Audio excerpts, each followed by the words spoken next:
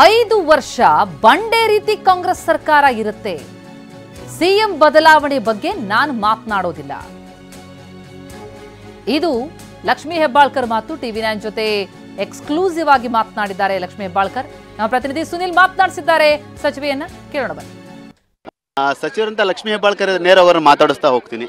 Madam, ಈಗ ಒಂದು ಸಾಕಷ್ಟು ಚರ್ಚೆ ಆಗ್ತಾ ಇದೆ, ಮುಖ್ಯಮಂತ್ರಿ ಬದಲಾವಣೆ, ಪವರ್ ಶೇರಿಂಗ್. ಇದಕ್ಕೆ ನಿಮ್ಮ ಅಭಿಪ್ರಾಯ ಸರ್ಕಾರದ ಭಾಗವಾಗಿ? ನೋಡಿ, ಸರ್ಕಾರದ ಭಾಗವಾಗಿ ಒಬ್ಬ ಜವಾಬ್ದಾರಿಯುತ ಸ್ಥಾನದಲ್ಲಿ ನಿಂತ್ಕೊಂಡು ಈ ರೀತಿ ನಾನು ಸ್ಟೇಟ್ಮೆಂಟ್ ಕೊಡಲಿಕ್ಕೆ ಒಪ್ಪೋದಿಲ್ಲ. ಇದೇನಿದ್ರು ಕೂಡ ಪ್ಯೂರ್ ಆಗಿ ನಮ್ಮ ಮನೆಯ ಏನು ಹೈಕಮಾಂಡ್ ಇದ್ದಾರೆ ಅವ್ರಿಗೆ ಬಿಟ್ಟಂಥ ವಿಚಾರ, ಅದು ನಮ್ಮ ಜ್ಯೂರಿಡಿಕ್ಷನ್ಗೆ ಬರೋದಿಲ್ಲ. ಸೊ ಪಕ್ಷದ ಅಧ್ಯಕ್ಷರಿದ್ದಾರೆ, ರಾಹುಲ್ ಗಾಂಧೀಜಿಯವರಿದ್ದಾರೆ, ಇನ್ಚಾರ್ಜ್ ಜನರಲ್ ಸೆಕ್ರೆಟರಿಗಳಿದ್ದಾರೆ.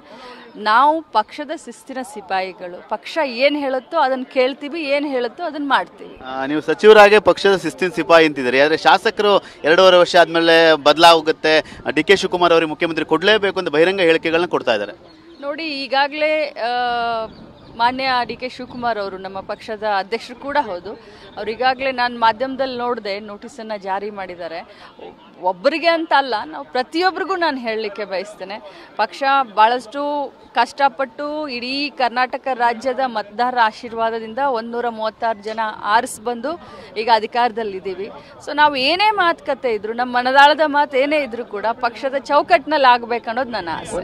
ನೇರ ಪ್ರಶ್ನೆ ಮೇಡಮ್, ಮುಖ್ಯಮಂತ್ರಿಗಳಿಲ್ದರೆ ಬಂಡೆ ಥರ 5 ವರ್ಷ ಸರ್ಕಾರ ಇರುತ್ತೆ ಅಂತೇಳಿ, ಬಂಡೆ ಥರ 5 ವರ್ಷ ಸರ್ಕಾರ ಇರುತ್ತಲ್ಲ, ಬಂಡೆ ಸರ್ಕಾರ ಇರುತ್ತಾ ಅಂತ?